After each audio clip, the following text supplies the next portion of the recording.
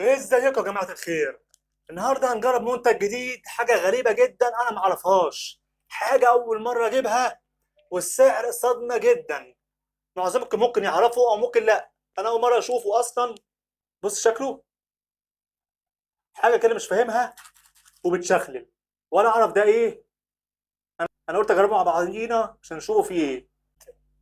يوني مين 2 بطعم المانجا والنعناع، حاجة ميكس مع بعض.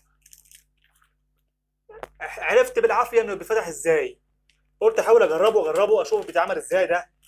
بس قبل ما اجربه واول مره تشوفوه، يا ريت لايك للفيديو وشير عشان كل يستفاد من النوع ده ويعرف السعر كام. اخر الفيديو اقول ان شاء الله سعره. البتاع ده يا جماعه غريب جدا من نوعه، اول مره اشوفه بشكل. دي بقى معرفش اللبانه ولا مستيكه ولا ايه.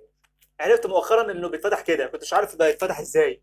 نضغط كده ونطلع من هنا، في حاجه بقى هنا بتطلع اهي، طلعت اهي، عامل زي البرشامه. باخدها، طعمه حلو كل حاجه، بيتمصمص اول ما اكسره بيدوب على طول، بيتكسر بسرعه، عامل زي بتاع المناعه ده.